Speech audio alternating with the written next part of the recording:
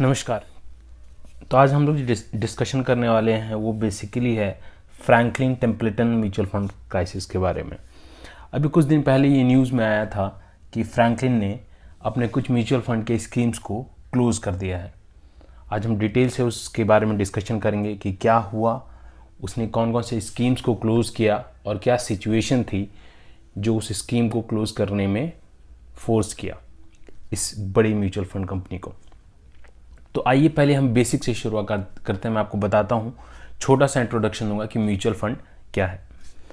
तो mutual fund basically it is essentially a common pool of money in which investors put in their contribution. देखिए mutual fund क्या होता है ना, जैसे मान लीजिए आप इन्वेस्टर्स हैं और मैं एक म्यूचुअल फंड कंपनी हूँ, तो बहुत सारे इन्वेस्टर्स क्या करते हैं, मेरे स्कीम्स में पैसा डालते हैं और मैं फर्दर उन पैसे को इन्वेस्ट करता हूं। अब वो डिपेंड करता है कि वो मैं कहाँ इन्वेस्ट करता हूं। That depends on the schemes that the investor has chosen, क्योंकि म्यूचुअल फंड्स बहुत सारी स्कीम्स चलाते हैं, ठीक है। अब वो कहाँ कहाँ इन्वेस्ट करता है, दैट ट्रस्टी डिसाइड्स कि कहाँ कहाँ इन्वेस्टमेंट करना है। But there are many experts associated with them जो म्यूचुअल फंड के इन्वेस्टमेंट करते हैं। वो इन्वेस्टमेंट बॉन्ड्स में हो सकता है, स्टॉक्स में हो सकता है, मनी मार्केट्स में हो सकता है, गोल्ड में हो सकता है या कोई भी सिमिलर एसेट्स में हो सकता है, ठीक है।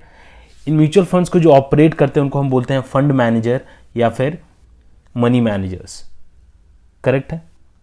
जैसे कि अगर कोई डेब्ट फंड है तो उसका it will have its specified objective to invest in fix income instruments और products like bond, government securities, debentures.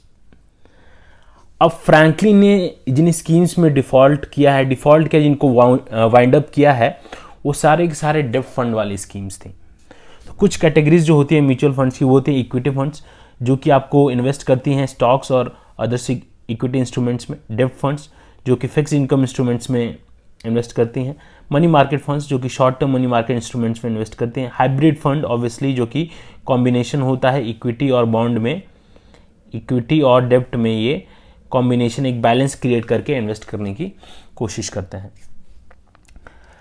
अब जो हम मुद्दे पे आते हैं, हम जिसके बारे में बात कर रहे हैं, फ्रैंकलिन टेम्पलेटन इन्वेस्टमेंट। सबसे पहले मालूम करते हैं। देखिए एक अमेरिकन कंपनी है ये, ठीक है। अमेरिकन मल्टीनेशनल होल्डिंग कंपनी है ये, इसकी एक सब्सिडरी थी, ठीक है। ग्लोबल इन्वेस्टमेंट फर्म है which was founded in New York 1947 में। 1947 में ये फाउंड हुआ था। ये इंपॉर्टेंट क्वेश्चन है। न्यूयॉर्क स्टॉक एक्सचेंज में लिस्टेड है, बिल्कुल बेन के नाम से ये न्यूयॉर्क स्टॉक एक्सचेंज में लिस्टेड है।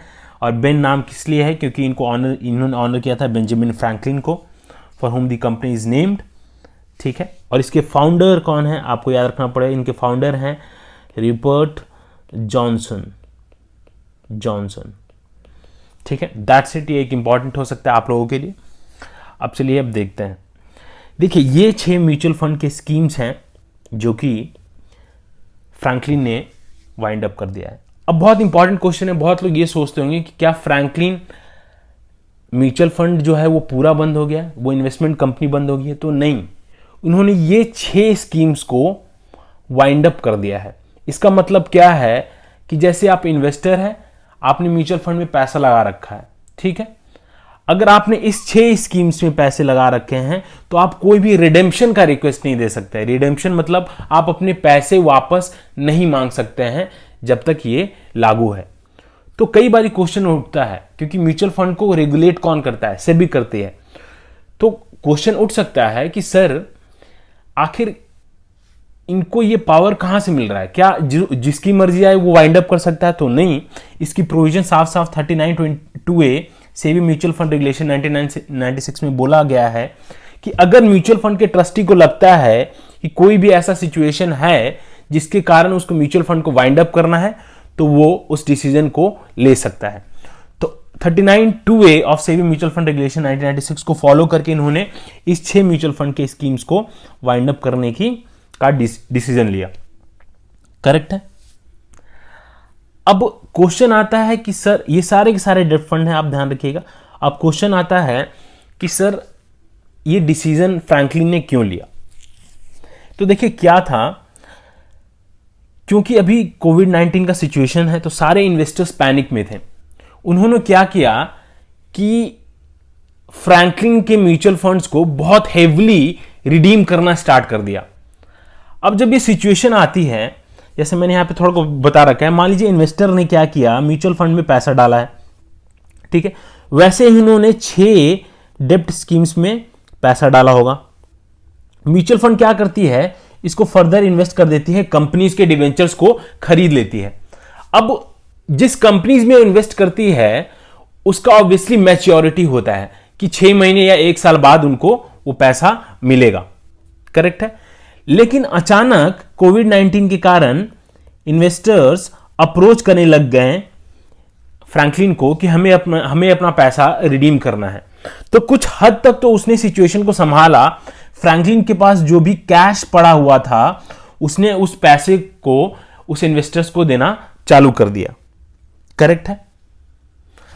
क्योंकि अब उसको अपना कैश क्यों यूज करना पड़ा, क्योंकि ऑब्वियसली डिबेंचर्स को मैच्योर होने में टाइम है, अभी तो वो कंपनी से पैसा नहीं ले सकती है, तो अपने कैश को यूज करके उसने कुछ इन्वेस्टर्स के रिक्वेस्ट को फुलफिल किया। उसके पास जब पैसे की कमी पड़ी तो उसने इसके लिए बैंक लोन भी लिया और इन्वेस्टर्स के रिडेम्पशन को रिक्वेस्ट को फुलफिल करती रही। लेकिन जब फ्रैंकलिन को लगा कि सिचुएशन हाथ से बाहर निकल गया है और इन्वेस्टर्स के रिडेम्पशन की रिक्वेस्ट बहुत ज्यादा आ रही है, तो उसने डिसीजन लिया कि हम वाइंड अप कर देंगे इन 6 स्कीम्स को और कोई भी रिडेम्पशन का रिक्वेस्ट हम प्रोसेस नहीं करेंगे। फिर ये न्यूज ब्रेकआउट हुआ और उन्होंने बताया। अब जैसे ये न्यूज ब्रेकआउट हुआ तो बहुत सारी रिसर्च एजेंसीज क्वेश्चन करने लगी फ्रैंकलिन के अप्रोच को।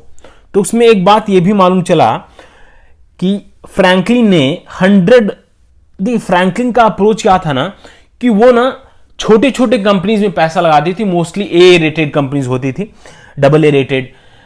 तो वो उन लिक्विड स्कीम्स में पैसा लगा के, क्योंकि डेब्ट ऑब्वियसली लिक्विड नहीं है, ऑब्वियसली वो लिक्विड फंड तो नहीं है, तो वो उन छोटे कंपनीज को टारगेट करके ना पैसा बनाती थी और ऑब्वियसली वो रिटर्न अपने इन्वेस्टर्स को पास ऑन करती थी। तो ये सब बहुत अच्छा चल रहा था।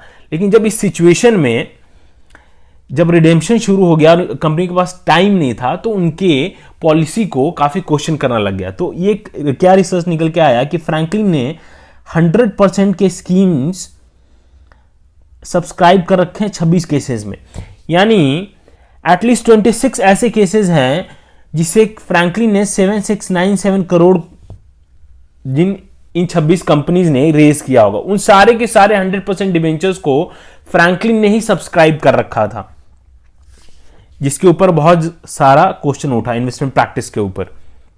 तो this is a shocking news, correct.